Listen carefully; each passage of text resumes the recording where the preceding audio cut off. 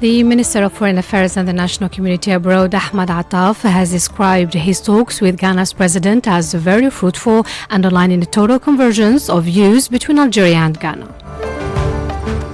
And Algeria's approach to a peaceful solution in Niger was highlighted during the various stopovers of Foreign Minister Ahmed Attaf in Nigeria, Benin and Ghana in order to restore constitutional order in Niger and preserve its security and stability as well as those of the region.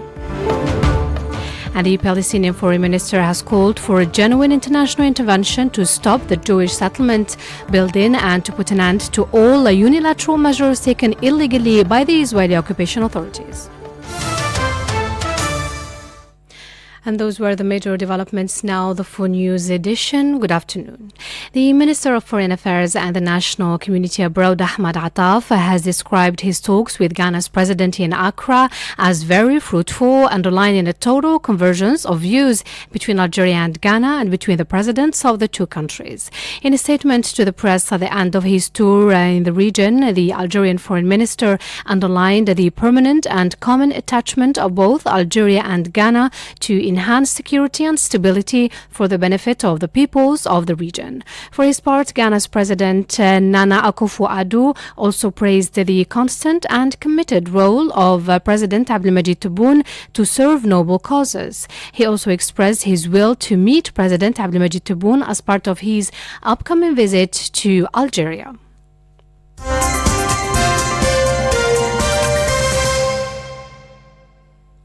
And addressing the situation in Niger, Mr. Attaf informed Ghana's president of the initiative taken by Mr. Abdelmadjid Tebboune to strengthen the position and role of political dialogue in the resolution of the crisis, underlining Algeria's conviction that a political solution remains the only way to achieve the objectives that unite the peoples and states of the African Union with the support of the Economic Community of West African States, ECOWAS.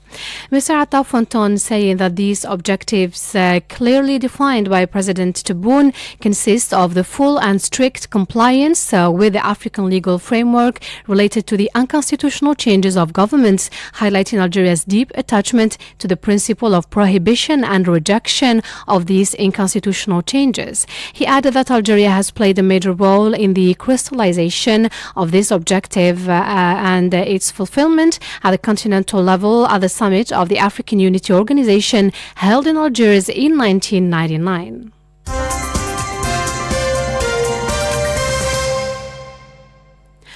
Mr. Attaf said Algeria has always stood for these objectives, which now include the return to constitutional order in Niger and the total restoration of democratic governance in the brotherly country.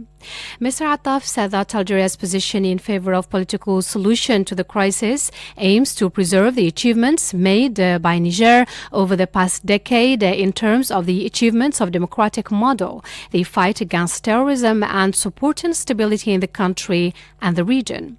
Attaf said the fourth and final objective of Algeria's initiative aims to spare Niger and the whole region the repercussions of the use of force and the dangers of foreign interventions in Niger and the whole region.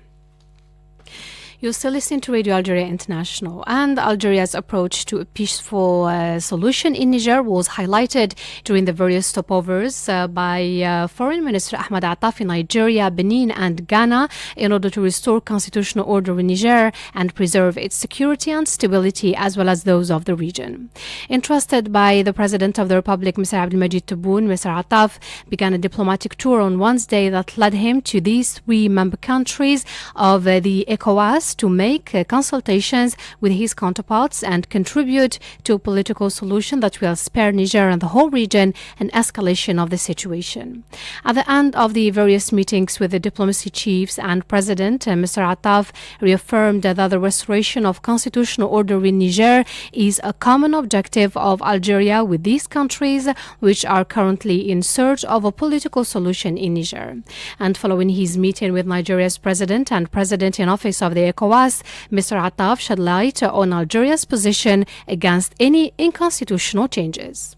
We have agreed on the imperative of coordinating the efforts of our two countries, including the initiative launched by Mr. Abdelmajid Tebboune and his Nigerian counterpart Mr. Bola Ahmed Tinubu in his capacity as President in Office of ECOWAS to strengthen the international and regional efforts to resolve the crisis in Niger. President Abdelmajid Tebboune is convinced that it is still possible to achieve this objective in total respect of the African framework that rejects all unconstitutional changes and that guarantees the return to constitutional order in Niger and preserves the achievement made by this country over the last 10 years in terms of laying the basis of a democratic system in this brotherly country. 14 hours, 36 minutes, Algiers time. You're still listening to Radio Algeria International, and still in Africa, the 48 hours given to the French ambassador to leave Niger have come to an end. And Niger's military rulers, who seized control of the government in July, have given the 48 hours to French ambassador to leave the country. The ultimatum against the French envoy comes a day after the Economic Community of West African States threatened action to reverse last month's coup, which overthrew President Mohamed Bazoum. And the UN envoy to Libya, Abdoulaye Bathily, has stressed the need for unified political, security and military institutions, adding that the issue of unifying the government was not just a legal or constitutional issue, but rather a political one. Bathily explained in an exclusive interview with UN News that what was meant by the unified government was not another interim government, but rather a unified government that would create the appropriate conditions for a political environment to hold in elections, pointing out that the country did not need and could not even tolerate another provisional government.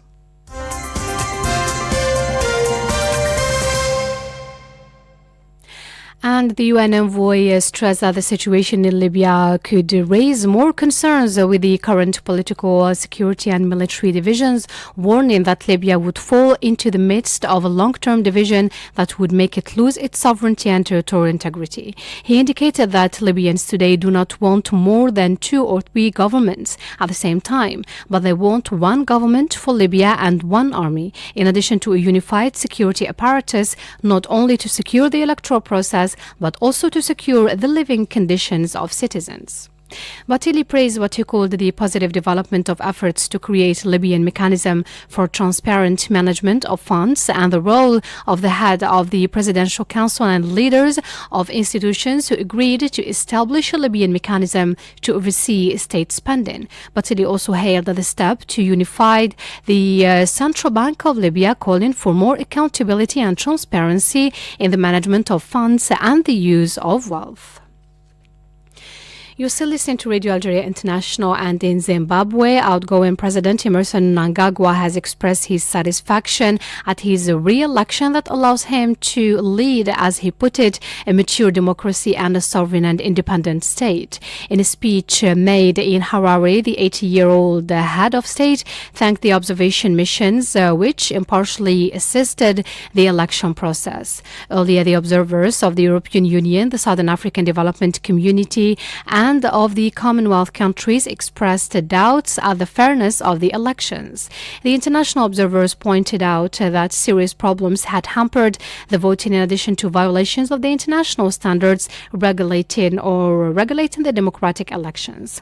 And the Change Citizens Coalition opposition party has far refused to acknowledge the outcome of the elections and denounced the fraud and irregularities that marred the voting operations, notably the lack of ballot papers in the capital, considered its stronghold.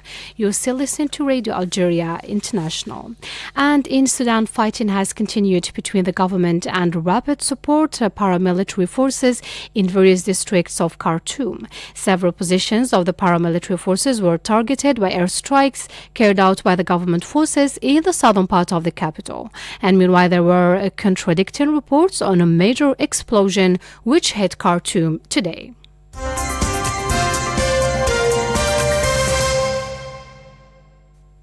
14 hours 40 minutes Algiers time. You're still listening to Radio Algeria International. And the Palestinian Foreign Ministry has called for a genuine international intervention to stop the Jewish settlement building and to put an end to all unilateral measures taken illegally by the Israeli occupying authorities. In a communique carried by the news agency Wafa, it held the Israeli government responsible for the attacks carried out by militias set up by the Jewish settlers against the Palestinian civilians, the properties and land, as well as their sacred places. These, it stressed, constituted a serious escalation of tension and may lead to chaos, considering the protection and the support provided by the Israeli extremist government to the Jewish settlers that serves Israel's expansion plan. You're still listening to Radio Algeria International. And in the United States, 4 people have been killed in Florida by an armed man in a crime labeled as an act of hate and racism. Local security said the criminal opened fire in a store in Jacksonville and shot dead 4 black people. Other shootings were reported in the weekend in Chicago and Boston, but did not cause victims. You're still listening to Radio Algeria International, 14 hours 42 minutes Algiers time, and time now for the headlines. The Minister of Foreign Affairs and the National Community Abroad, Ahmed Attaf, has described his talks with Ghana's president as very fruitful, underlining a total convergence of views between Algeria and Ghana. And Algeria's approach to a peaceful solution in Niger was highlighted during the various stopovers of Foreign Minister Ahmed Attaf in Nigeria, Benin and Ghana in order to restore constitutional order in Niger and preserve its security and stability as well as those of the region. And the Palestinian Foreign Minister has called for a genuine international intervention to stop the Jewish settlement building and to put an end to all unilateral measures taken illegally by the Israeli occupying authorities. 14 hours 43 minutes Algiers time. Is listening to Radio Algeria International, and I invite you now to listen to a cultural program presented by Jamal Salmani.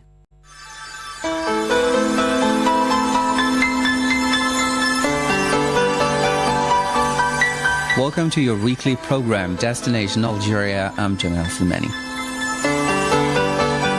There are a number of great destinations in Algeria and waiting to be discovered. A curious mixture of cultures and influences. Algeria has something interesting to see in just about every city. The country is also the first largest on the African continent, so you can be sure that there are plenty of towns and cities to visit. Let's visit Algeria's fascinating destinations, you and I together.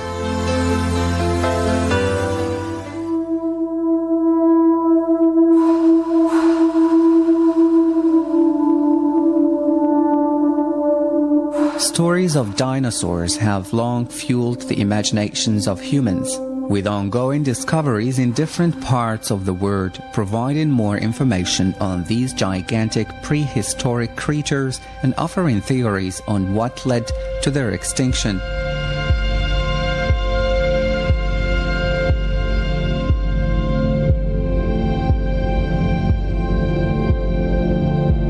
Fossilized remains of dinosaurs have been found in a number of North African countries, including here in Algeria.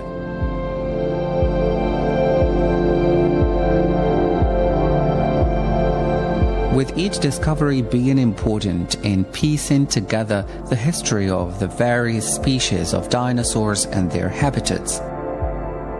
Fossils of the genus Brachiosaurus were first discovered in the Grand River Canyon of western Colorado, United States, and were described in 1903 by American paleontologist Elmer Riggs, who declared it to be the largest known dinosaur at the time.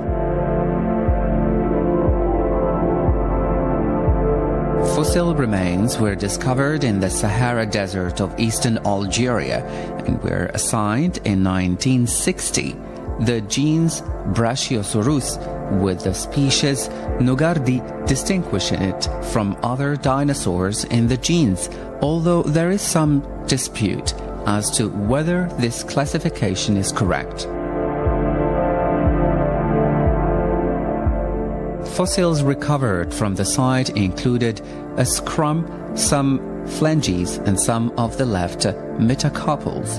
The scrum, a triangular bone at the base of the spine in the back part of the pelvis, measured a length of 130 centimeters for 4 vertebrae, being exceptionally large compared with Brachiosaurus species discovered elsewhere.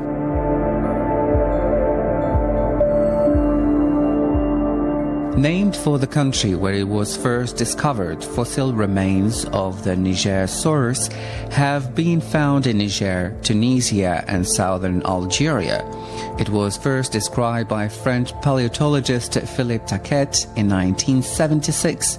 The skeleton and skull of this plant-eating dinosaur is filled with airspace, making it light and somewhat delicate and not able to withstand the ravages of time and the elements, and it was only in 2005 that a fuller description of the skull and feeding habits of the Nigersaurus was made. Scientists Paul Sorino and Jeffrey Wilson noted that the Nigersaurus had as many as 500 to 600 teeth set in up to 50 columns along the front edges of the jaw. As one set of teeth was sworn down by the dinosaur's fibrous diet, it was immediately replaced by another set, which most likely happened on a monthly basis.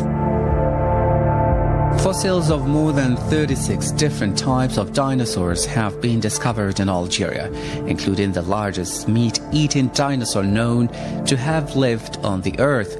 The study of these amazing creatures is both fascinating and complex, opening a window to the prehistoric past of Algeria, this North African country.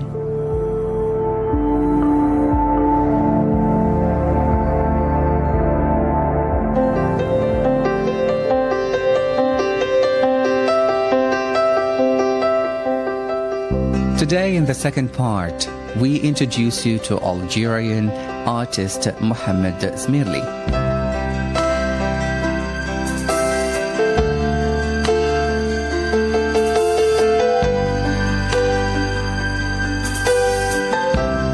He was born in the province of Tizi Ouzou on the 18th of February 1909. Having been orphaned at a young age, he had to leave school to earn a living, which he did by painting peacocks and roosters on items of furniture.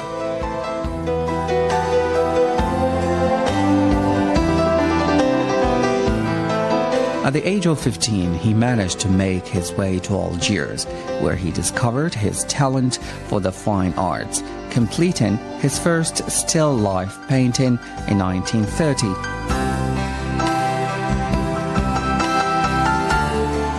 Beginning what was to be a successful career, during which time he made a significant contribution to the cultural and artistic heritage of his home country of Algeria.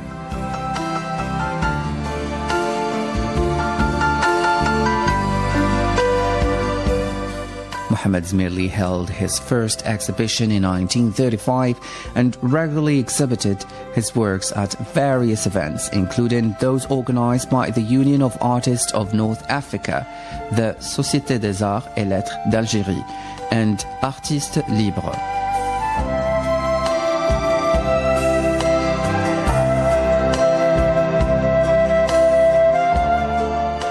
He was said to be a great admirer of the works of Algerian artist Mohamed Rassim, who was renowned for his miniaturist paintings and was considered to be the founder of this unique style of art.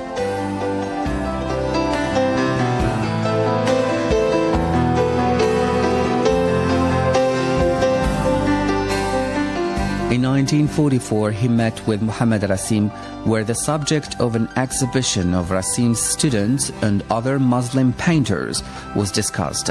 In collaboration with the newly established Cercle Franco-Musulman, the first exhibition of its kind was arranged in Algeria, where the works of 13 artists were displayed, in an event that was a great success. This led to various cultural exchange programs with other countries.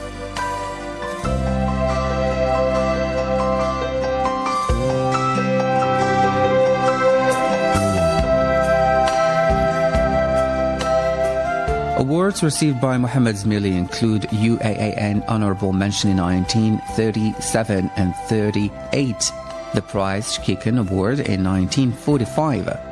Awards made posthumously include a decoration by the President of the Algerian Republic, a silver plate from the Minister of Culture. Mohammed Zmili dedicated his life to promoting Algerian art, and in recognition of his efforts, an art gallery is named after him at the House of Culture of Tizi Ouzou, as well as a room at the National Museum of Fine Arts of Algiers. He died on the 9th of December 1984 in Algiers and was buried in his hometown of Tizi Ouzou in Algeria.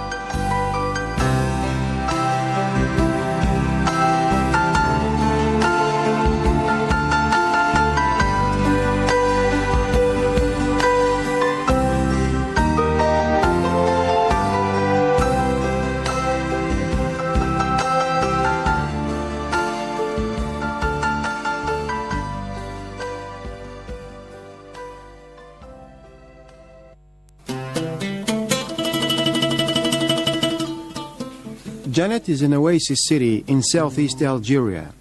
It is located in Elezi province, 412 kilometers from Elezi. It is inhabited by the Kel Ajar Tuareg people. It is the capital of Janet district. In the heart of the Sahara, an unworldly mountain range pierces the sky with its pillars. The Hogar Massif contrasts sharply with the volcanic and dune landscape, the very soul of the Sahara. The view from Askram, 2,600 meters, in an overwhelming sight, and the views of the great sand ergs of the Sahara. This is the land of the Tuareg people, with Janet and Tamanrasset being at the center of their culture.